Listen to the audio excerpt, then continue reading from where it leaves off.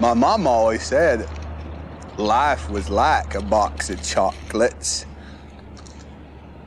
You never know what you're going to get. What you just said is one of the most insanely idiotic things I have ever heard.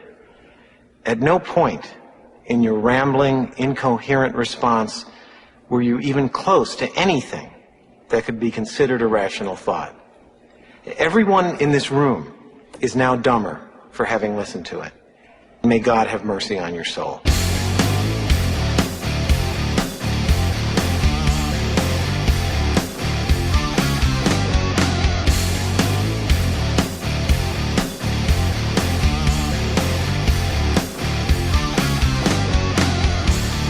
Well, hello everybody. How are you doing today? Thank you for joining us, and welcome you to the Rhythm Section Podcast. As you know, we're here to shine a spotlight on Greater Memphis and North Mississippi's vibrant and sexy music community by unveiling the incredible stories of the talented artists. Produced by SRP Studios, podcast-powered branding for business growth. Go to srpstudiosllc.com for a free consultation. Tune in every Wednesday morning for fresh episodes on Apple and Spotify. Join us at 6 p.m. Central on YouTube and Facebook for Wednesday video releases, for Wednesday sexy video releases. And for all the details, visit therhythmsectionpod.com. This episode is presented to you by Hempville CBD Southaven, whose mission is breaking people's dependency on Big Pharma. Discover life-changing CBD products and Delta-H THC alternatives to opiates and prescription medicines. Use promo code TRS20 for an exclusive 20% off purchases at hempvillecbd.com and enjoy free shipping for orders over $50.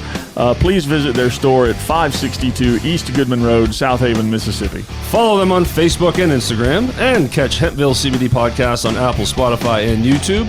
Its purpose is to give you hemp education and market awareness. It is hosted by our friend Ben Cooey, also store owner. The best way to support this educational podcast is to subscribe to Ben's YouTube channel. Click the link in the description and hit that subscribe button. Visit hempvillecbd.com for all information. Yeah. Good morning, Jeff. How are you, sir? Good. Good. So I think we need to address the elephant in the room already. You know, obviously Jeff was not here last week, and Jeff got some really bad toe fungus and couldn't walk. I don't know, and just called in sick.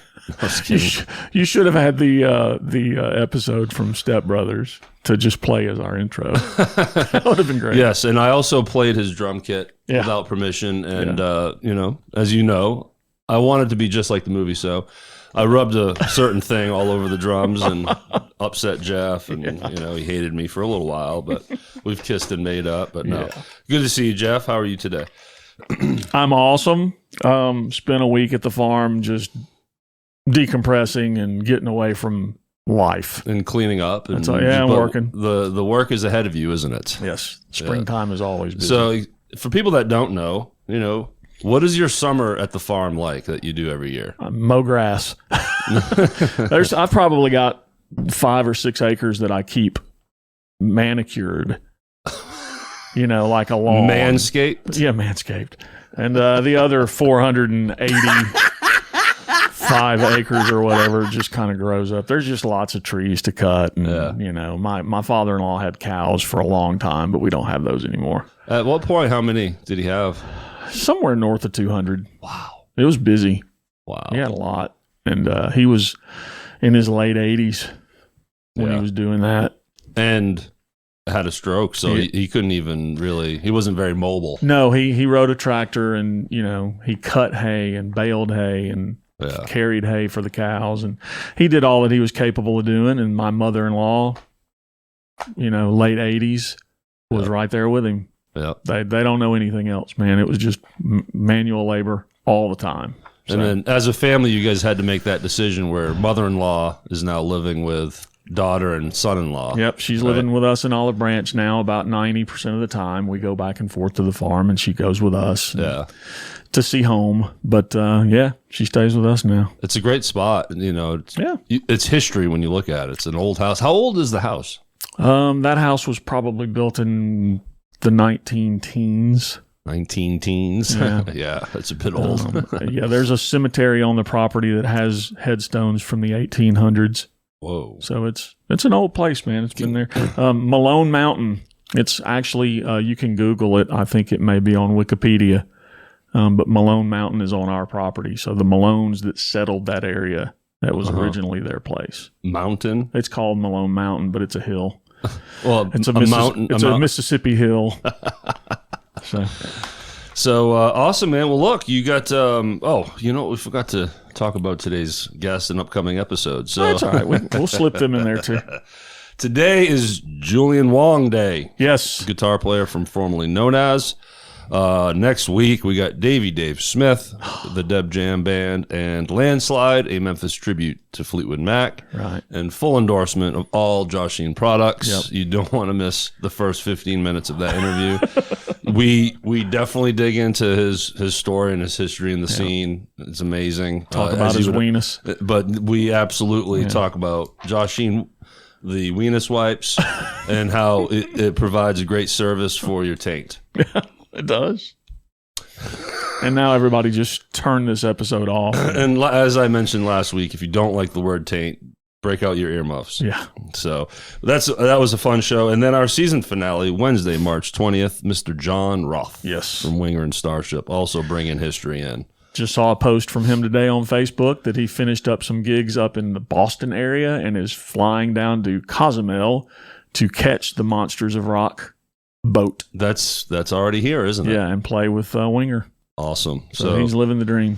I remember very early on in this podcast, Jeff, you know where I'm going with this. We hadn't even released an interview yet, and you're like, dude, we're doing the ship. I still want to do it. Well, of course, it would be awesome to do it. I'm like, Jeff, we have 2 episodes published, and it's just me and you. So might need to grow a little bit. But yeah, of course, being on the... You know, I would want a booth right next to Eddie Trunk. Yeah, that'd be nice. Yeah. All right, man. Tell us about Gen X, brother. What do you got going on? This coming Saturday, 9 o'clock, Hadley's, Gen X, and the Boneyard. The 9th, right? That is the 9th. Yeah. Saturday the 9th. We start at 9, and the Boneyard's going to come on after us and kick your butt. And it's going to be a great show, man. We're looking forward to it. So how are you splitting it? You each getting like 2 sets? Or? You know, honestly, we haven't gotten in depth. I talked to Alan for a minute, and he was like, how long are you guys going to play? And I was like, it's really as long as you want us to. We can do an hour and a half, whatever.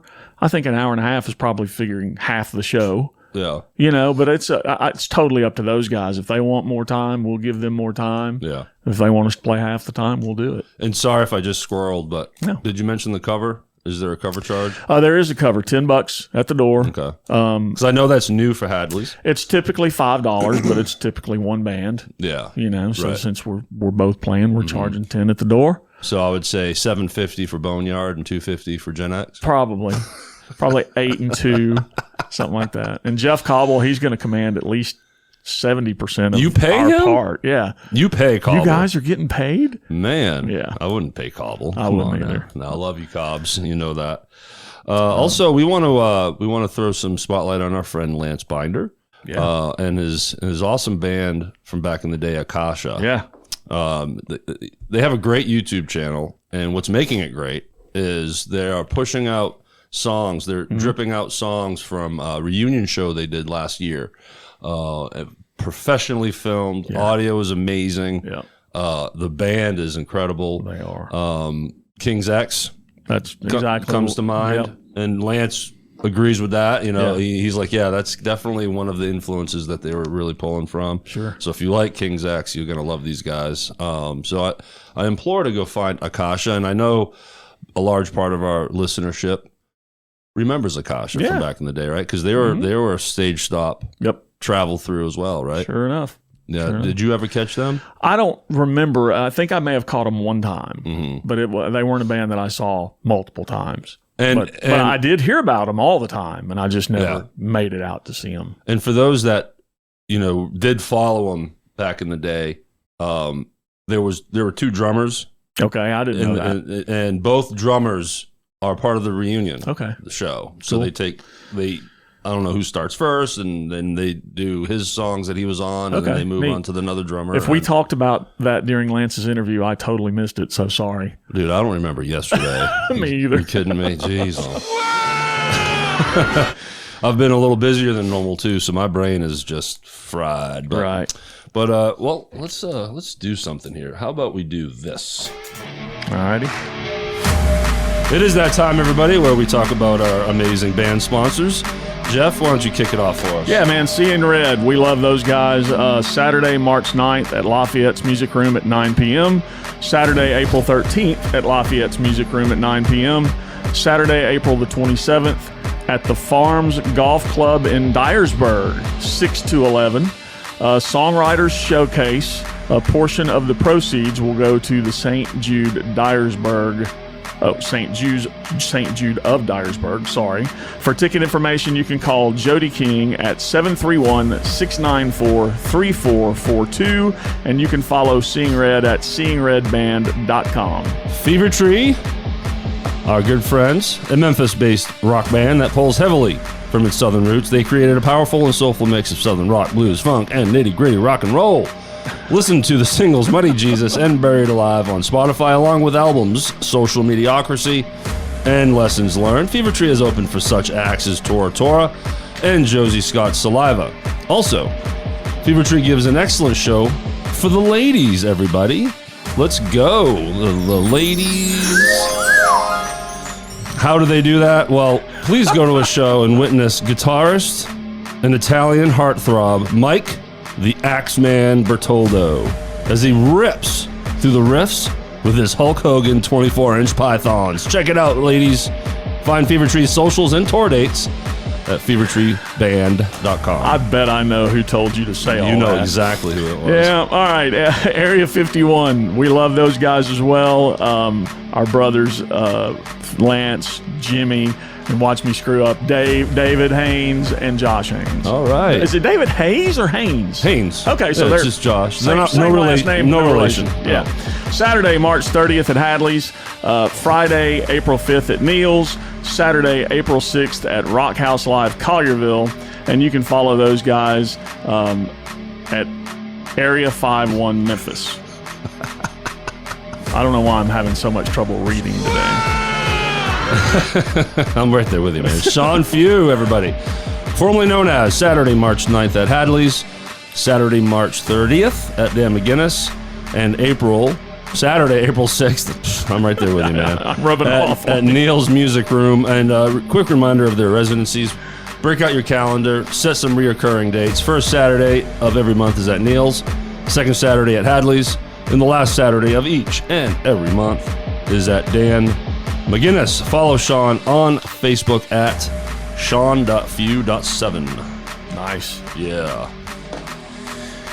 And now we're going to tell you about the most laid-back interview we've ever had. I'm so envious of Julian Wong, formerly known as Guitarist, because what you'll see here is someone that, man, just is happy. Mm-hmm.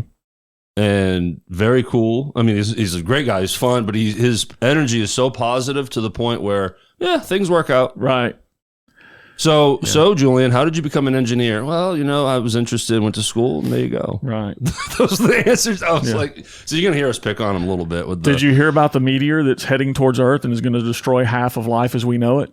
It's all right. Sure, yeah. It's all good. But he does have history in here. He's played with a lot of bands in his time here, and we tap into how the Julian Wong era started. No, the audition for formerly known as, and it connects to Seth Kirkendall in his episode because the story goes, Seth auditioned, and as he's walking out, Julian Wong is walking in. Yeah, and they cross paths, and then they both get hired. Right. So. But yeah, so the interview is only like 5 minutes long, and no, I think y'all will enjoy it because in all seriousness, though, I don't think I've met someone that is as laid back as Julian Wong.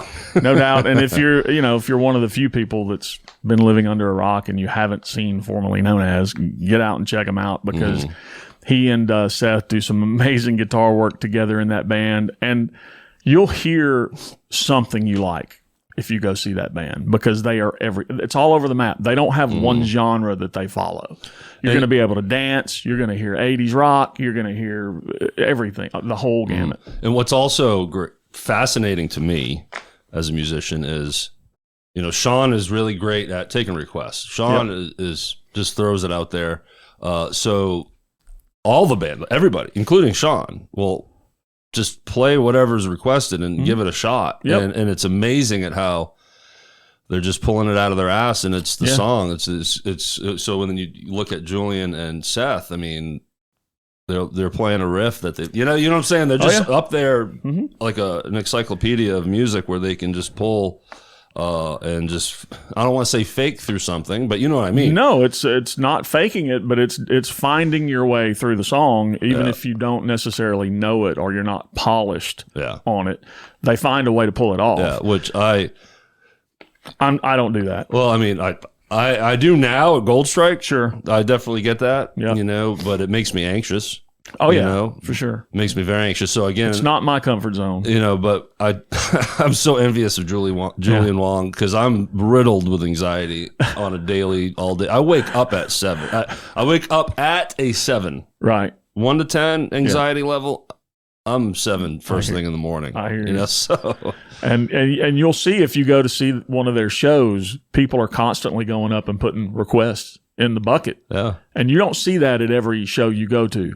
You're not going to see it at a Gen X show, because we'll take it and throw it back at them and say, no, we don't do that here. What if there's $100 bill attached to it? We'll play something that sounds similar.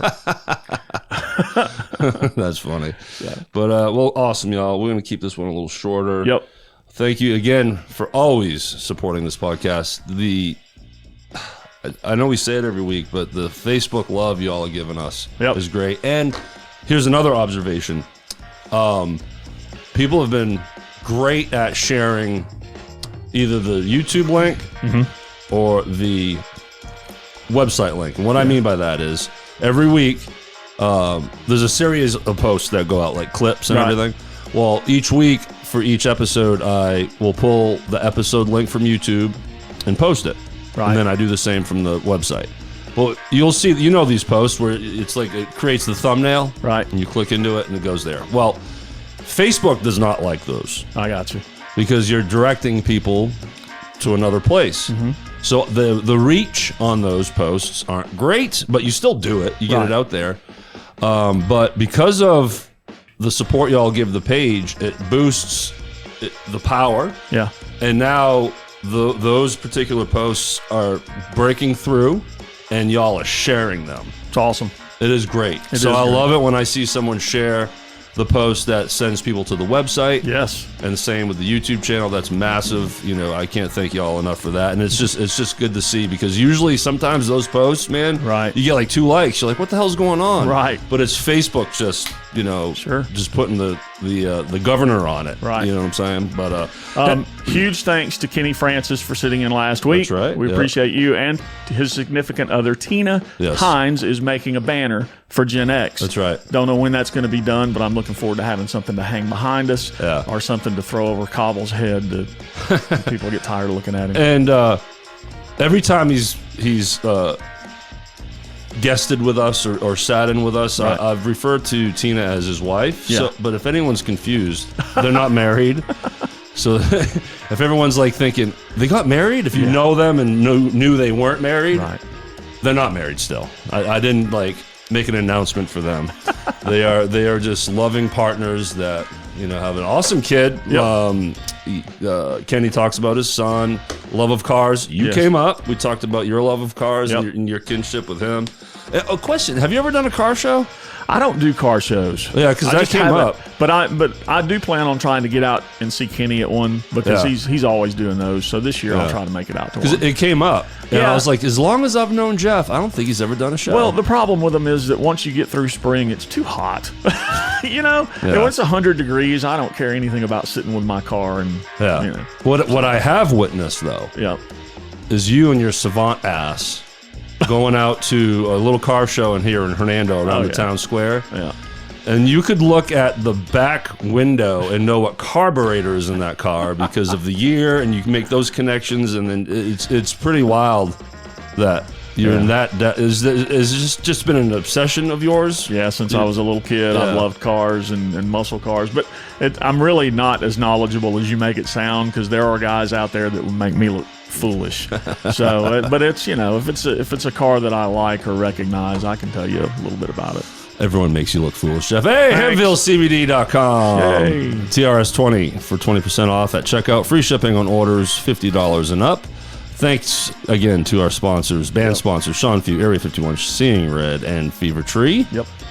Follow us on Facebook and Instagram at The Rhythm Section Pod, and subscribe to the channel. Again, when you see the thumbnail out there, as we're promoting that episode, click into it and just hit subscribe. That's a massive way to support this podcast. Sure. So, as always, everything, therhythmsectionpod.com for all links and channels. So what do you say, Jeff? Get out and see a band, namely Gen X and the Boneyard. We'll see you there.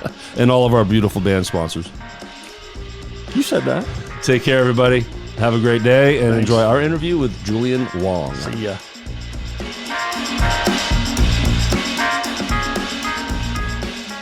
All right, ladies and gentlemen, allow me to introduce to you Julian Wong.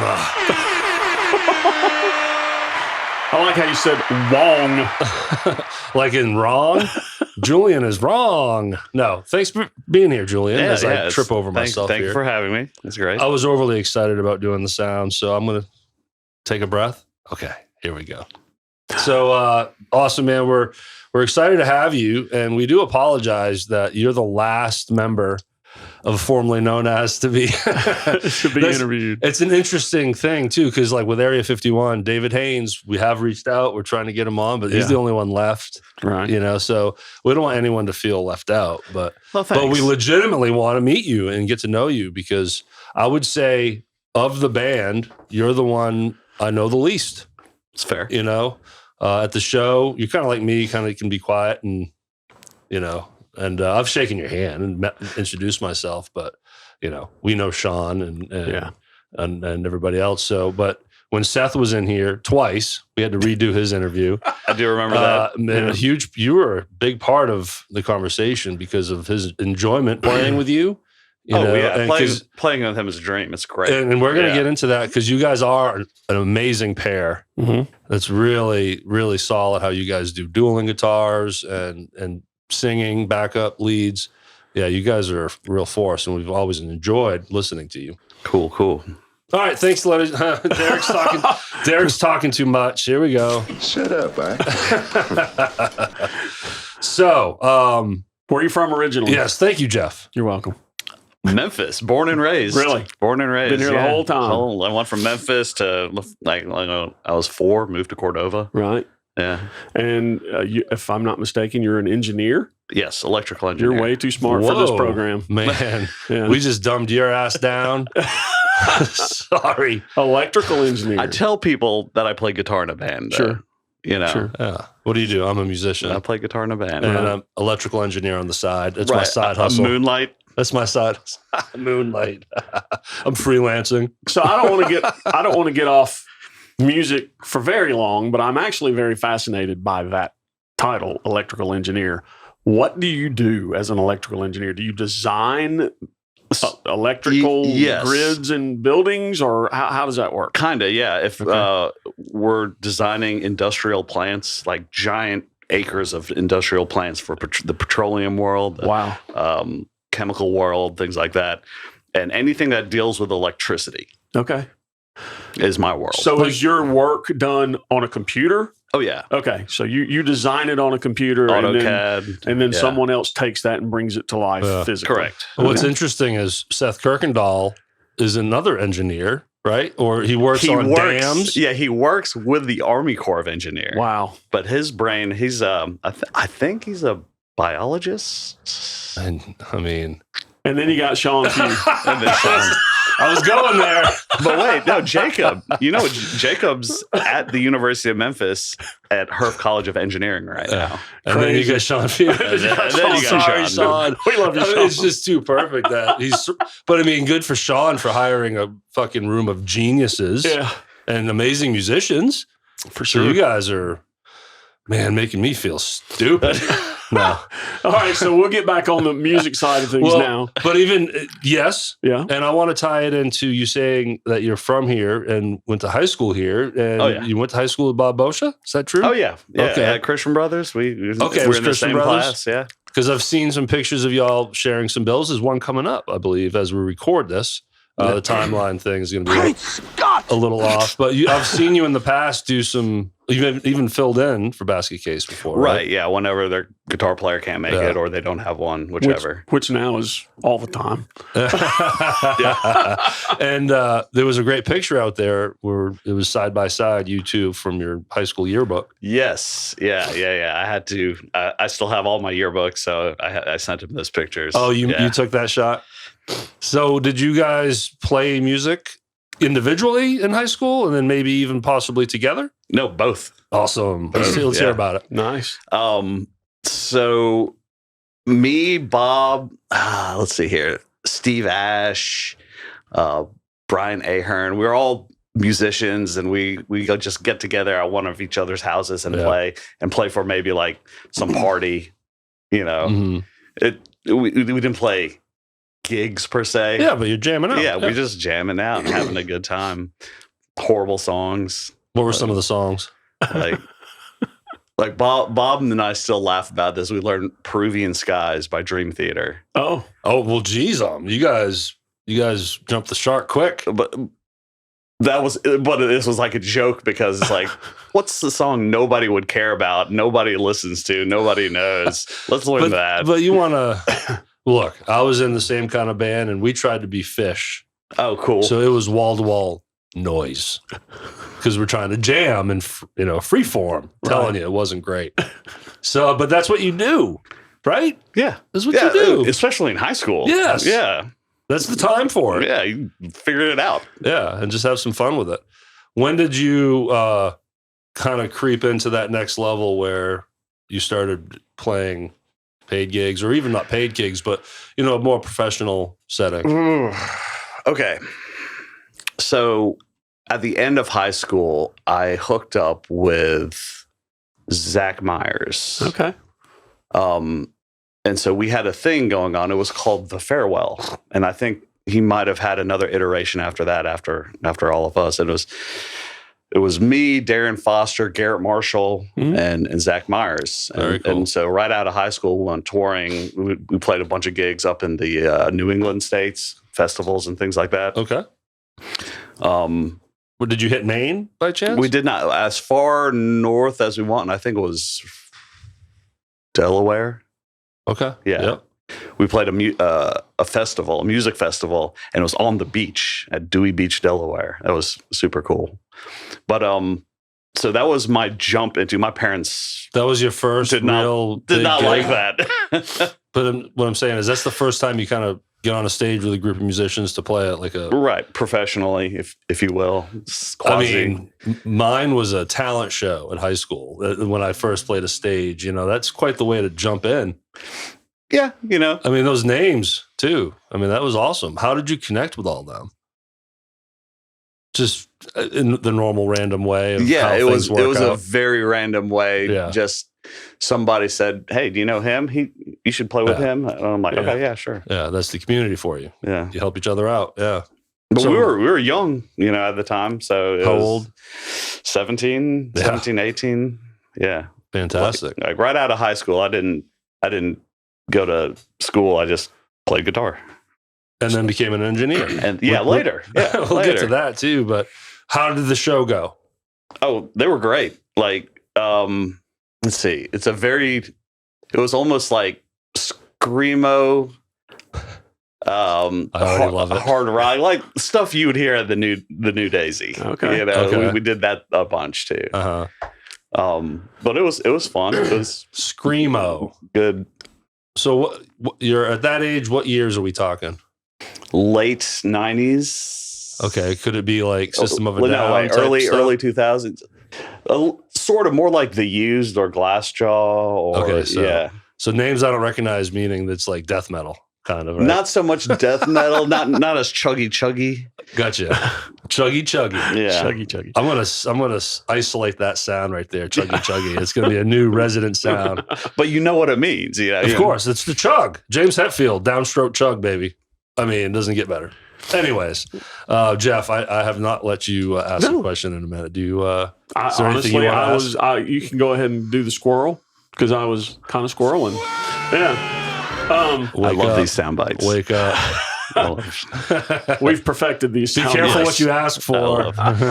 Boom. So I know the first time that. Shut up, man. The first time that I saw you play, Julian, it was with Frankie Holly.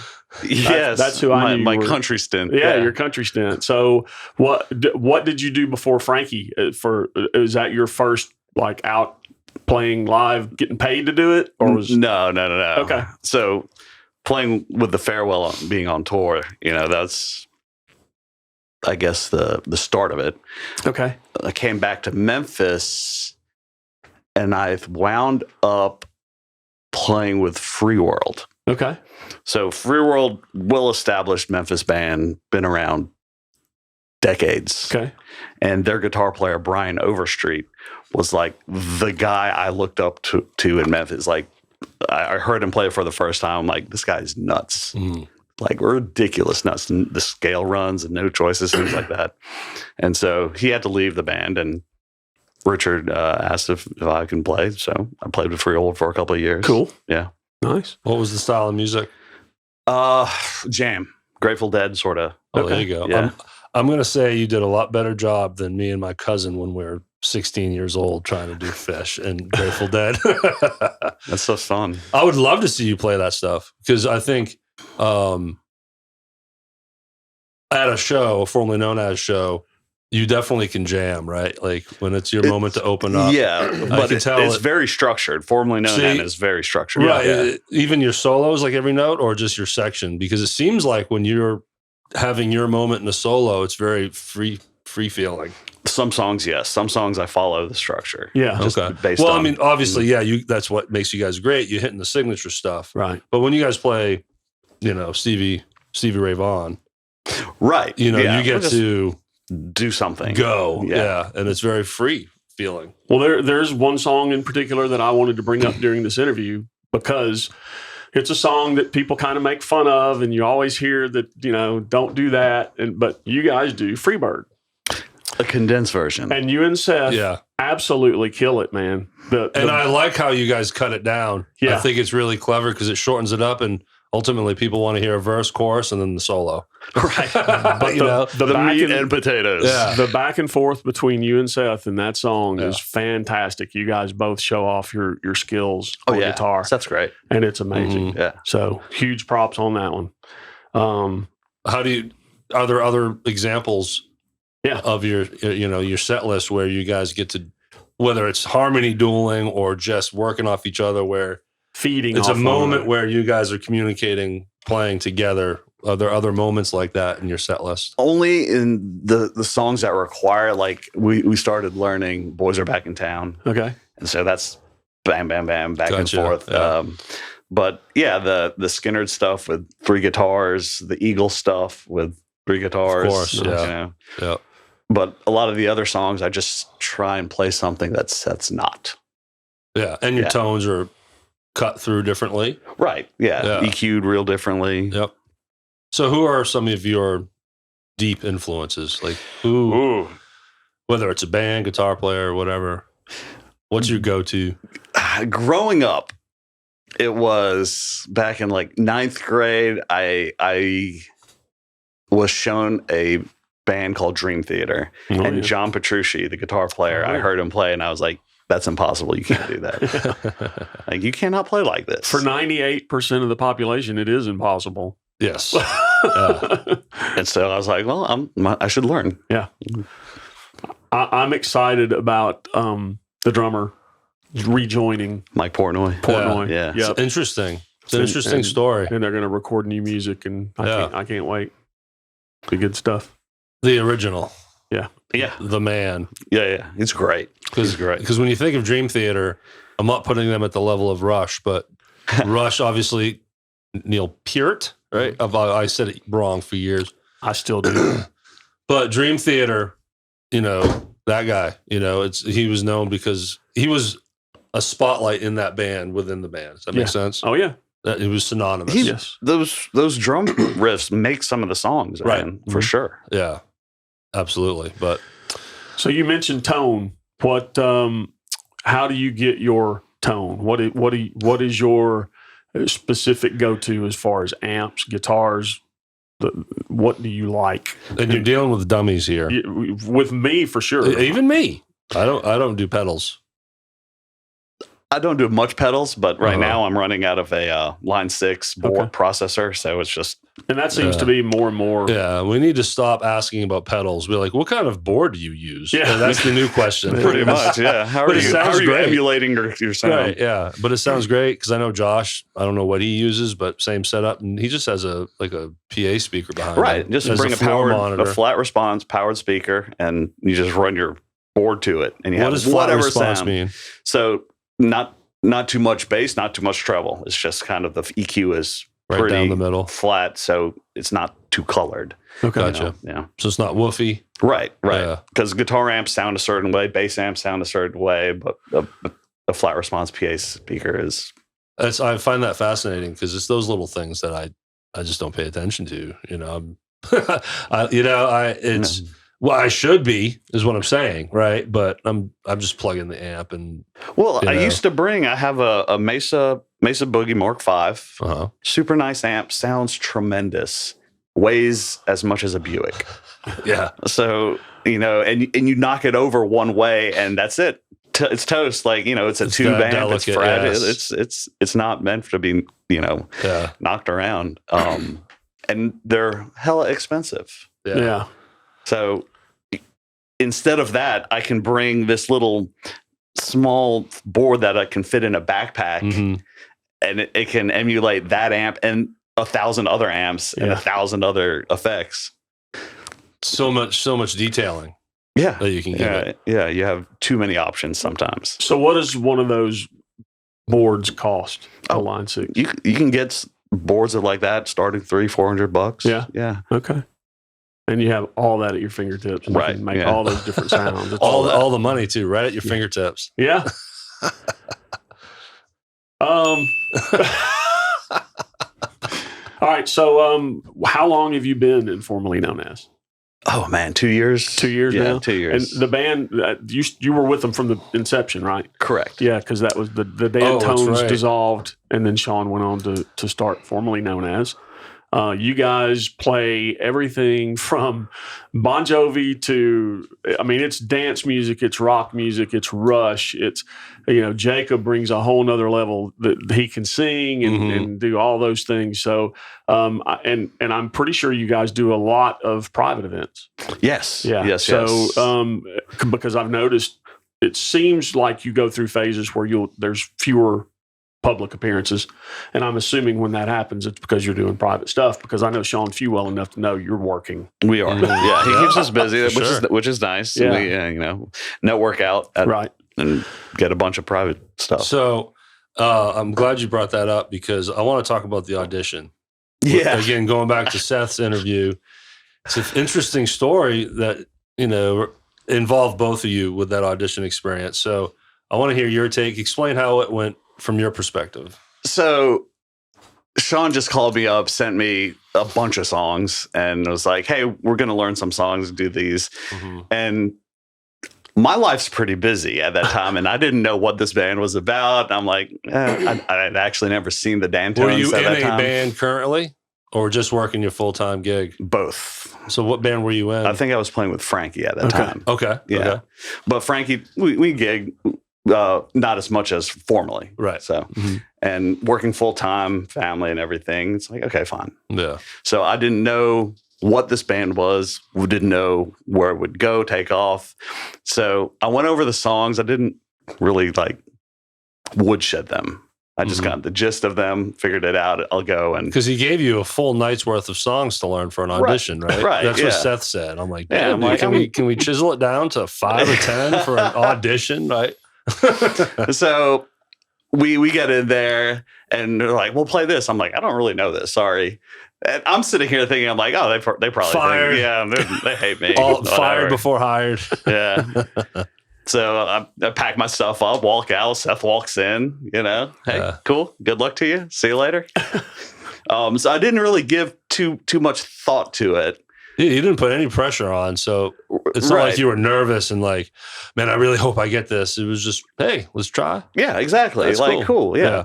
If it works out, cool. If it doesn't work out, that's fine too. You know, life continues. And I'm glad it worked out how it worked out. Sure. Because playing with these guys is like a dream for any musician. I totally agree. I've done a couple of sub gigs with you guys, and it's playing with you and Seth and Shawn is it makes the job easier. Even if you show up nervous, which I have. That's right. Every time you've subbed, several times. You've played with these guys. Yeah. Let's talk about from your perspective as far as like playing with these guys. Oh, we're just barking orders like, what are you doing? No, you That's guys, not right. And you guys have seen me. I'm harder on myself than they Shawn are. Few breathing fire. They're fantastic to play with for sure. It's a ton of fun, and you guys really do make it easy. If you halfway know the song, you can get through it because they're gonna pull the load. So, Julian, what's it like working for Jeff with? Not for. I didn't really mean that as definitely the part. not. No, not for. With. Oh, it's great. It's great. I'll pay you later. Yeah. Different because you wind up learning how Jacob does something. Sure. And then any drum, not just you, if absolutely you trade Jacob out for someone else, it's like, how is he going to start? Yeah.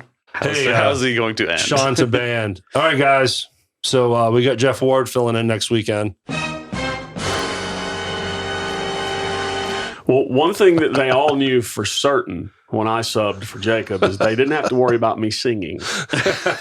Shit wasn't going to happen. Yeah, I was setting up the PA. I'm like, you need a mic? Nope. Don't even go there. It's hard to replace that part of Jacob. I said the same thing my wife said to me on our wedding night. Get that thing away from me.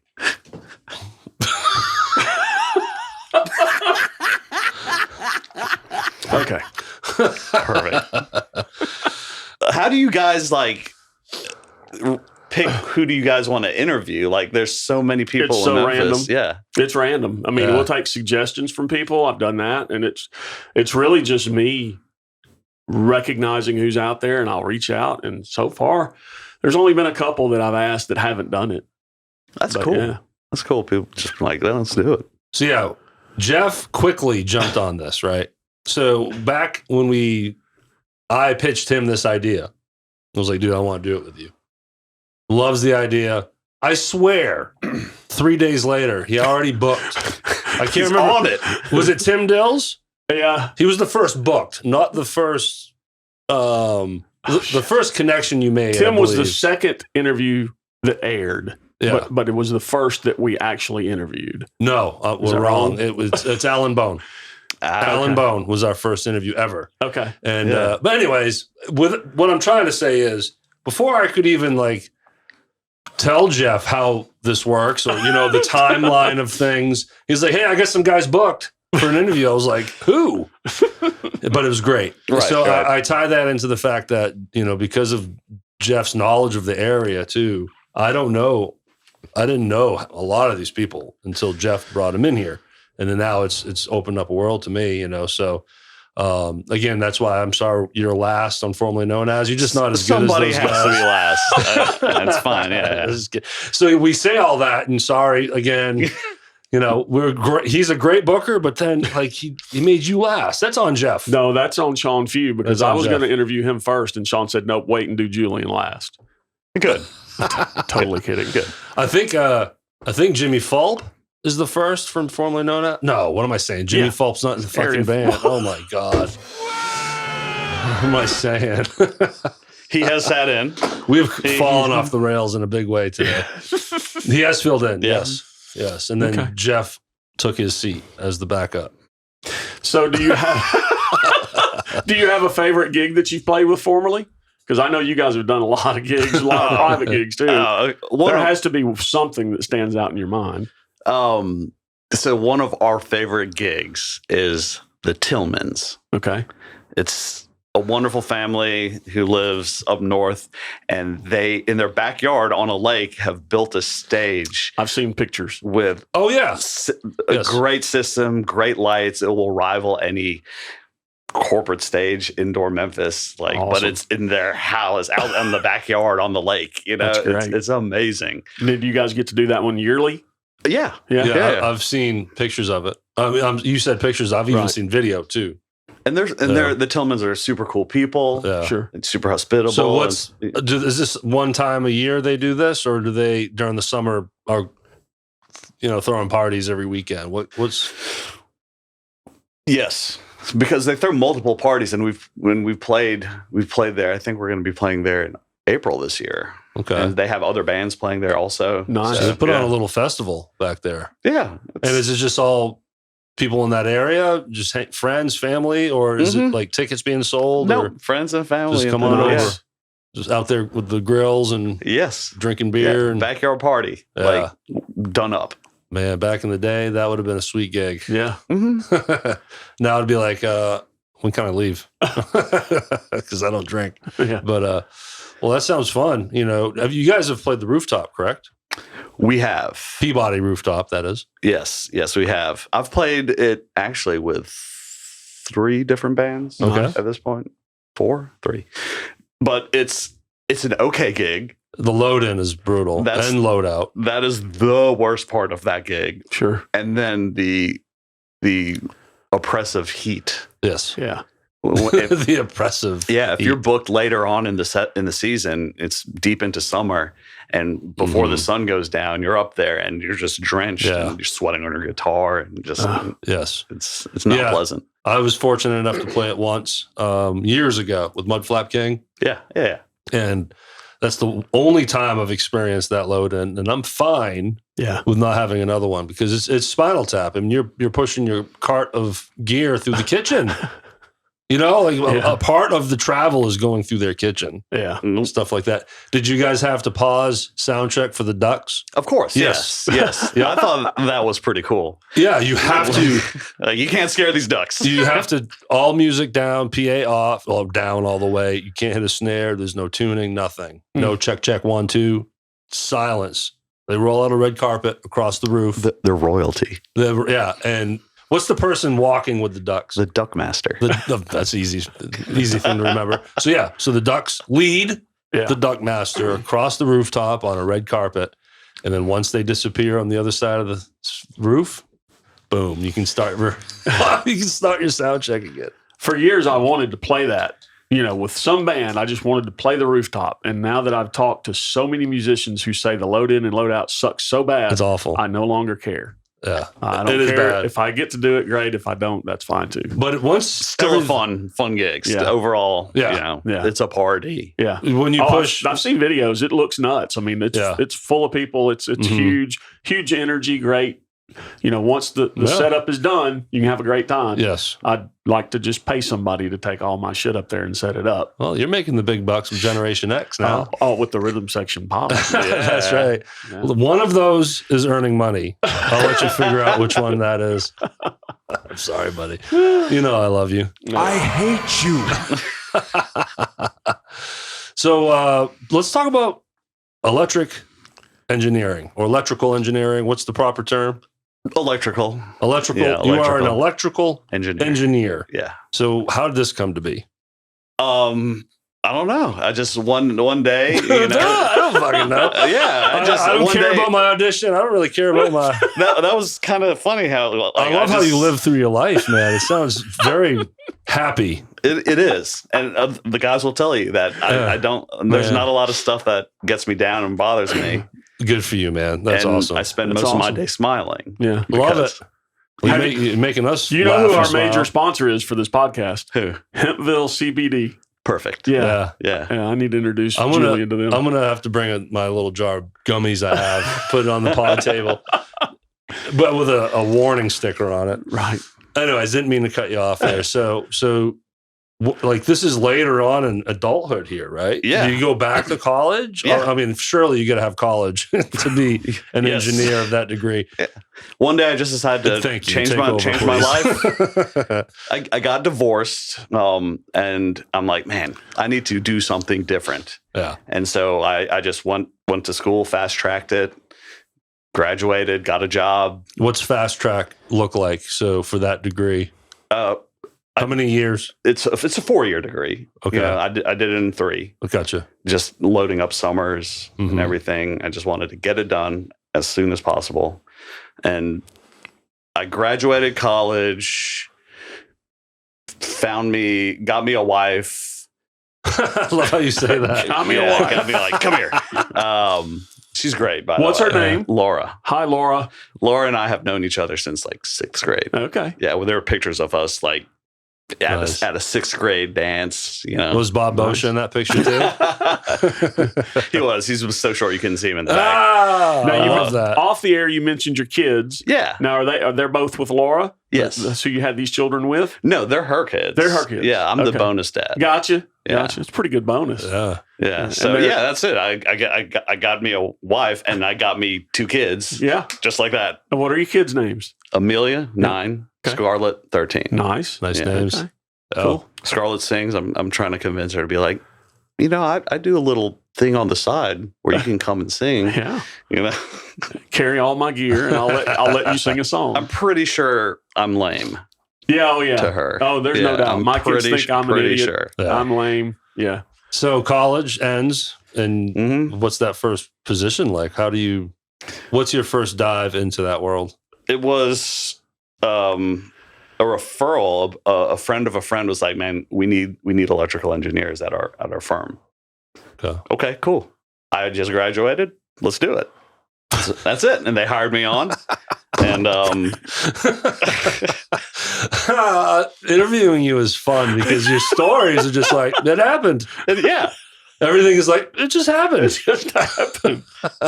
I mean, it took a lot of prep to make it happen. Oh, for but, sure. you know. But, yeah, but it's the way you come across and then deliver the story is beautiful. I love it. It's so chill. Like, yeah, it just happened. His bandmates informally are going to be watching this episode laughing their asses off. Oh, good stuff. So now, how many years have you been in it now? 2 2 years. Oh, Yeah, 2 okay. years. I lose track of timeline quickly in interviews. I squirrel at least 50% always, right? That's like me in real life. Yeah, all day for sure. So 2 years in, okay. What's it like? What's life been like? It's great. I'm working in a room full of like freaking geniuses. Mm-hmm. Like these guys are like smart, like in real life smart, not just like academic book. I can do these equations Yeah. smart.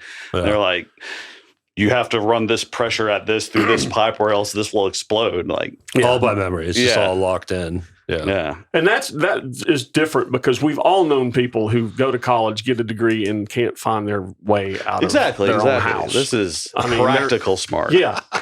Yeah. So there's a difference in book smart and just practical getting through life smart. Yeah. If you possess both of those, you're going to do well. So does this tie into like PA setups from bands? Yeah, can you saw fix your own amp if it quits? Actually, my senior project was a guitar processor. Nice. So, distortion, different types of gain. You see how his face lit up effects. when we got to It talk really about that? did. Yeah, like, anything with electricity is my jam. Sure. Nice. Yeah. Because you ran sound for Contraband, Yes. right? The 10th inning. He Yes. sure did. Yes. I run sound for Formerly when Brandon can't Yep. He's done okay. it. or doesn't Yep. or whatever. But So yeah, once you play an outdoor gig that needs a PA, right. which you guys will be at the Hernando Square, by the way. Oh, sweet. Sean didn't tell you? Oh, I think he might have. It's but It's I forgot. definitely They're an so damn- approved date. They're so busy he doesn't know which gig it is. I just show up and play, man. Yeah, I hear you. There's a Thursday in September where you guys will be playing Cool. at the Square. Cool. Yeah, man. I'm looking forward to having y'all. It's going to be cool bringing Formerly Known As to Hernando. They don't know what the fuck's coming. I'm telling you. I've been to all these summer series out here. All great bands, but, Yeah. I was in charge of booking that month. So I got you guys and other bands that Hernando's never seen before. Yeah. We'll just say that. That's cool. It was just fun. Good deal, man. Well, look, thanks for doing this. Thank you for having me. Is there anyone you want to say hello to, or last words, or your last wishes? Last words. Any last words? Yeah. Jeez. That escalated quickly. Yeah, no one ever returns from the studio.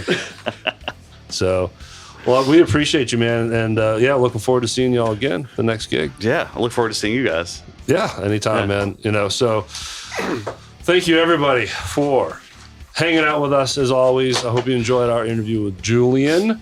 And we certainly enjoyed it. We had a lot of fun with this one. HempvilleCBD.com, TRS20 for 20% off at checkout, and free shipping for orders $50 and up. Yeah, and thanks to our band sponsors, we got a new one now. We got Fevertree and Seeing Red and Shawn Few and Area 51. I did all that without looking at notes. Did you see that? And did it and he wasn't supposed to, because we talked about that. No. Well, I need to take a damn marker then and mark through things if I'm not supposed to do them. We'll discuss later. Okay. Thanks, everybody. And yeah, therhythmsectionpod.com. You can find our Facebook and Instagram and all our archive episodes, everything you need in there. So thanks again for hanging out and engaging with us on Facebook and Instagram. We love it. We love it. Love it. And if you get a chance, please go see a band. Go see formerly known as. Go see Julian do his thing. Thanks for watching, guys. Take care. Thanks.